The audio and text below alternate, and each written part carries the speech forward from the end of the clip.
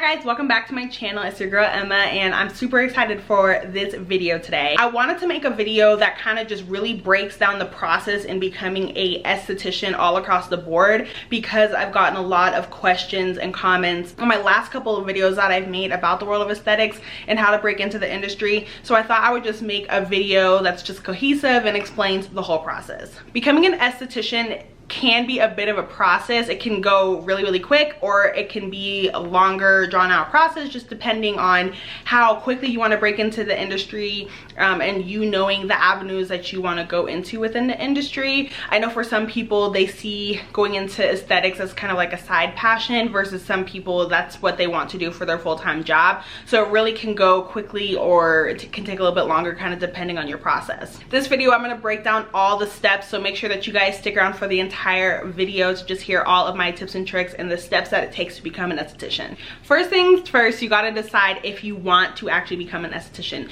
When you decide that, you need to apply to an esthetician school. Now, every state has their own beauty schools, cosmetology schools, aesthetic school. I went to a plain just aesthetic school. You can sometimes, depending on the state, go to cosmetology school and learn hair and skin and become an esthetician that way. And sometimes you can become a cosmetologist and break into the aesthetics world. It's not super common for people to do that, but you can do that. Once you find your school, you'll typically need to do an application process. It's not like how it is for college. Like, you don't need to send in like your transcripts and all of that from high school or anything like that.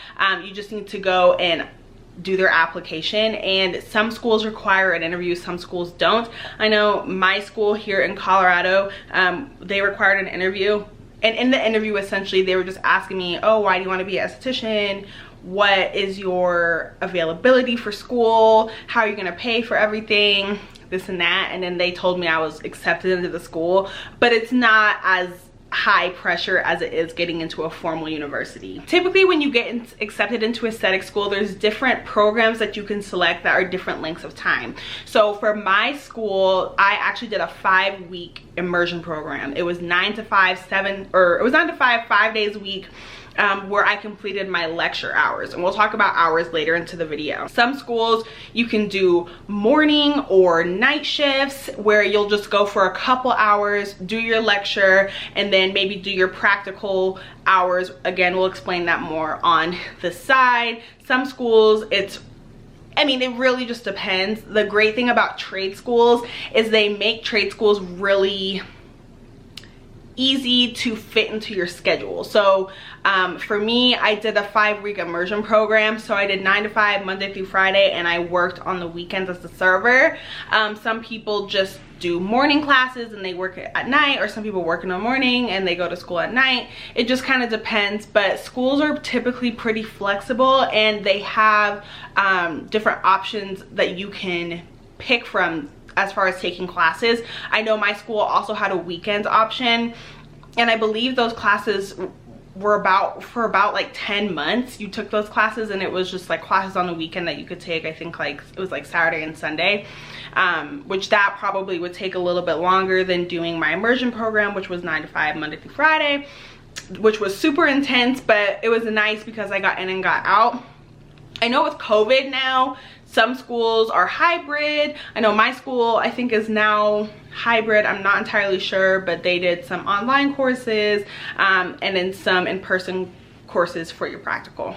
All right, now the training hours that it takes to be an esthetician. So every state is different. I know when you look at places like Oregon, I believe it's around 250 hours. When you look at places like Georgia, I believe Georgia, it's like 850. I'm not entirely sure. I live in Colorado, and ours was 600 hours. So at the time we did 200 lecture hours and then 400 practical hours. And the difference between lecture hours and practical hours is essentially what it says, is that lecture hours is in class, learning skin, learning sanitation, learning modalities, learning just skin anatomy, all of that stuff. And then practical hours is actually working on clients. Some schools, and the schools that I recommend to go to, will have their own clinics within the school. I think most schools do this, but you want to make sure that your school has a clinic that you can actually like work on people. My school at the time had our clinic open to the public, so we could have people book services with us. It was really like a spa. Like, people would come in at a discounted rate and know they're working with students, and you would do a variety of different treatments on them, which was a great experience. And it got me touching a lot of different faces and learning, you know, about different skin types and all of that fun stuff. So having a clinic is really the best way to go. Now, after you do your hours, you'll start prepping for your state board exam. I started prepping for my board exam, honestly, when I had around 300 hours left. I kind of chilled and coasted through getting my hours. Plus, COVID kind of hit. COVID was like close to hitting. I can't remember. It's been a while.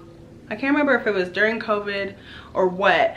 But COVID was pretty close to hitting around that time. So I had time and I was at home. So I really prepped for my state board. But prepping for your state board, there's two, and I know this for Colorado. I'm pretty sure it's the same for everywhere. There's two portions of the exam. So your state board, you have a practical state board where you're actually working on like a model head, and that's really just showing sanitation and that you understand how to clean up the area in between portions of a treatment. And then the other portion of the state board is a written. So the written is like questions on skin anatomy, it's questions on modalities, it's questions, there's some chemistry questions, just a variety of things that you'll learn in school that your instructor should, you know, give you a note that will be on the state board exam. I know the most common book for learning aesthetics and being in aesthetic school is the Milady book. So I recommend for people, and I might do a whole video on prepping for your board exam, but I read the Milady book, and everything on the Milady book, in the Milady book, was on the exam. So if you have the Milady book, even if like you don't have it and you have some other book, you may want to get the test booklet or just the Milady book in general, because that is literally, at least in Colorado, that was a state board exam. So after you take your state board, you may have already had an internship or you may not. I started my internship, God, I think I was around 300 hours into my program. So 300 or 400 hours into my program when I started an internship. The deal is with internships is typically you will not get paid. You shouldn't be getting paid from your internship until you get licensed, okay? So that's best practice. Some places, you know, they're a little chill and they're like, oh, let's get you a little bit of money because you're working hard. But typically you want to get an internship while you're in school, so it's nice because you get that hands-on practice while you're learning those different concepts in school. But if not, you can always get an internship or an apprenticeship under another esthetician after you get out of aesthetic school. I do recommend internships or apprenticeships because usually they feed into a job. I know my internship fed me into a job, which fed me into getting the job that I have now. And it's a great way to get experience. A huge issue within the aesthetics field, especially here in Colorado, is a lot of places ask for 2 years experience and they don't count sometimes when you're in school as that experience. So a lot of people are like, how do I gain that experience and get into the field without getting a job that's not great? And I tell people, get an internship, ask if you can intern somewhere, and then let that feed into a job, because it is hard to get experience in this field. In a lot of places it's hard to get jobs in this field. It's a lot of networking, it's a lot of just luck, and sometimes it can be really difficult. So if you can find an apprenticeship or an internship, that really is the way to go. And definitely utilize the people that you know, your instructors. Start maybe going and getting services at places and asking about jobs and positions. Like, there's a lot of ways you can like loophole it, but you just got to be creative with getting into the field. Next, once you get licensed, you do become a certified esthetician within your state. I remember when I got my aesthetics license, it felt so good to know that I was done. I was ready to start and be officially an esthetician.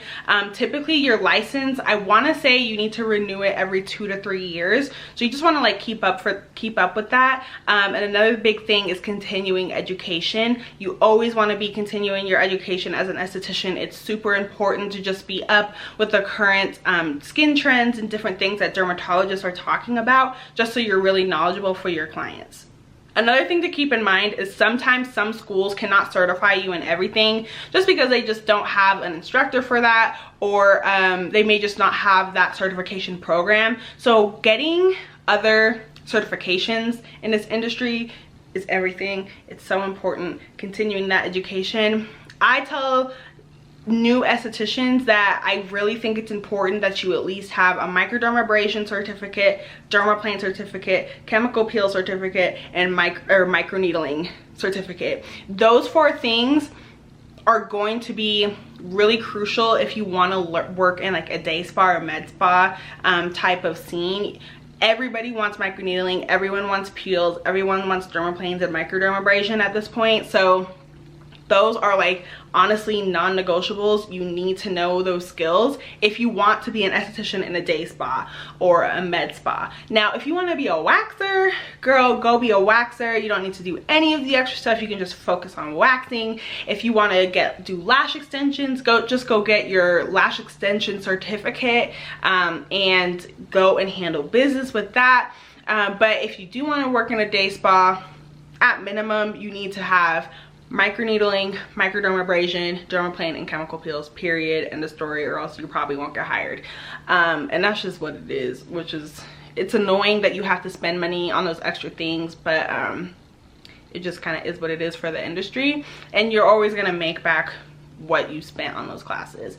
A lot of people now are going the permanent makeup route, which is really, really great. Every state has their own protocol for what's going on with lash extensions and permanent makeup. Some states, I think most states require you to at least be an esthetician to do permanent makeup. I'm not a permanent makeup expert, so I'm not entirely sure. I know in the state of Colorado you need to be an esthetician and you need to take a permanent makeup course. I know that there's varying things for other states. Some states even are okay with people doing lashes with no esthetician or cosmetology certificate. You can just go get a certificate for lashes, which, you know, do what you do as long as your sanitation is on point. I'm not saying to do it unless, if your state requires you to be an esthetician. That's not what I'm saying. If you need to be an esthetician, you need to go and get that certificate and then go do your lash extension training. But if your state is saying, you know, you can just get certified in lashes, do what you do. Just make sure your sanitation is on point. That's the biggest thing. And make sure you're taking a course that is reputable and, you know, teaches you all the things about lash health, all of that.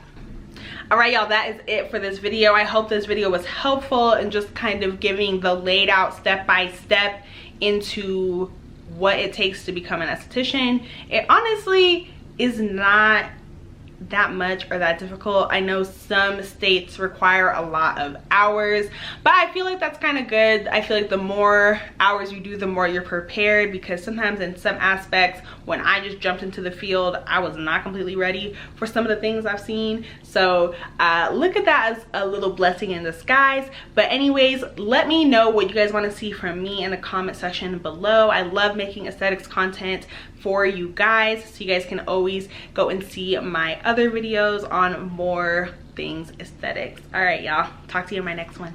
Bye.